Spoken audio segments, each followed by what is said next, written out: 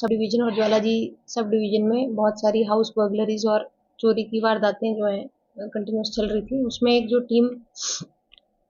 Recently जो अभी 23 जुलाई को पुलिस स्टेशन देहरा में एक बर्गलरी का मामला दर्ज हुआ था अंडर सेक्शन 331(4), 305, 35 भारतीय न्याय संहिता के अंतर्गत। तो इसके तहत जो एक टीम बनाई गई थी जिसमें DSP Dehra Anil, SHO Jwalaji, SHO Haripur, SHO Dehra, CCTV nodal officers, एक टीम बनाई गई थी कि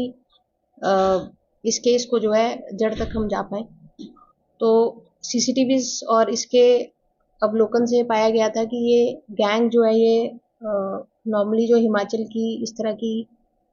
ग्रुप्स ऑपरेट करती हैं उससे अलग है और इनका स्टाइल भी डिफरेंट है चोरियां और बर्गलरी करने का। तो उसी को ध्यान में रखते हुए सीसीटीवी फुटेजेस और जो टेक्निकल इनपुट्स हैं उसको हम लगातार जो है पिछले एक हफ्ते से उन पर काम कर रहे थे और उसी के तहत जो डाउटफुल कैरेक्टर्स जो सीसीटीवी फुटेज और सीसीटीवीनेस की एनालिसिस और जो हमारे मोबाइल टावर लोकेशन उनके एनालिसिस से जब हमने कंफर्म करे तो एक 10 लोगों की जो रेडिंग टीम पुलिस द्वारा तैयार की गई थी और जिसने जिला के बाहर जाके अन्य ठिकानों पे रेड्स करी और फाइनली उसी टीम को सफलता मिलते हुए ये जो टीम है इसने इन लोगों को बगलामुखी देहरा के पास 18 लोगों को जो है एक साथ पकड़ा और उसमें से जो लोग हैं उसमें 8 मेल्स, 6 फीमेल्स और 4 छोटे बच्चे जो हैं ये हमने पाए। उनके फर्दर वेरिफिकेशन और एड्रेसेस को जब हमने देखा तो मध्य प्रदेश और पंजाब के रहने वाले ये लोग निकले और ना सिर्फ देहरा में बल्कि ज्वालाजी क्षेत्र में, रक्कड़ क्षेत्र में, इसके अलावा पालमपुर, ज़िला ऊना, नूरपुर,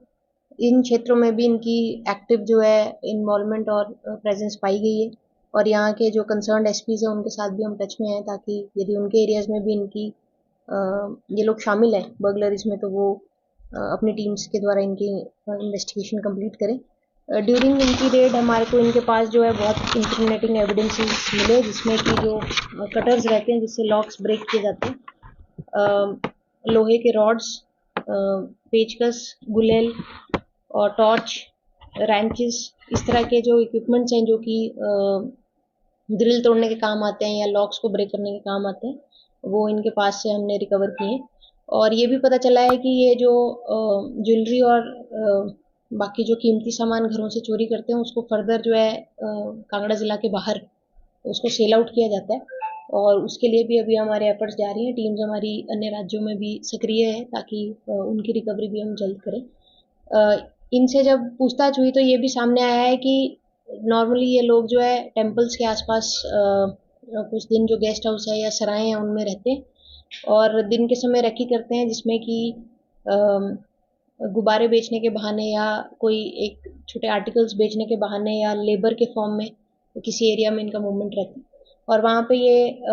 जो घर आइसोलेटेड है, बड़े घर हैं और जहाँ से भागने का प्रयास करने पे जल्दी सफलता मिल सकती है, इस तरह के लोकेशंस को ये मार्क करते हैं और रेकी करने के बाद एक टीम जो है उस पर पूरी सेंध लगाती है और गुलेल के माध्यम से नॉर्मली घरों के गेट पे या छत पे पत्थर फेंके जाते हैं ताकि ये कंफर्म किया जाए कि घर के अंदर कोई प्रेजेंट है या नहीं है और जैसे ही ये प्रेजेंस होती है कि घर के अंदर कोई भी व्यक्ति मौजूद नहीं है या कोई पेट मौजूद नहीं है तो ये उस घर को ग्रिल्स तोड़ के, लॉक्स तोड़ के, डोर्स तोड़ के इस तरह उस घर के अंदर सेंध लगाते हैं और इसमें ये भी सामने आया है कि ये लोग नॉर्मली जो है बॉडी पे तेल लगा के जो एक गिरोह करीब 10-15 साल पहले एक्टिव रहता था उसी तरह के एमओ में बॉडी पे तेल लगा के और सिर्फ अंडर गारमेंट्स में जो है ये नंगे पाँव ये सेंधमारी की घटनाओं को अंजाम देते हैं। तो इस एक गिरोह द्वारा जो है ज्वालामुखी में पिछले करीब 2 महीने पहले भी एक हाउस बर्गलरी की गई थी जिसमें हमारी टीम मध्य प्रदेश भी गई थी, वहाँ से एक व्यक्ति को अरेस्ट भी किया गया था।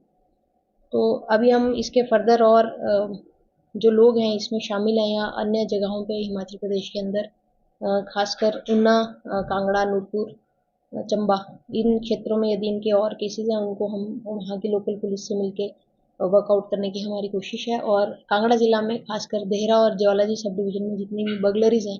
उनको ब्रेक हम करने में आप सफल हुए हैं और हम रिकवरी प्रोसेस की तरफ हम उसमें आगे बढ़ेंगे। तो मैं डीएसपी देहरा अनिल जी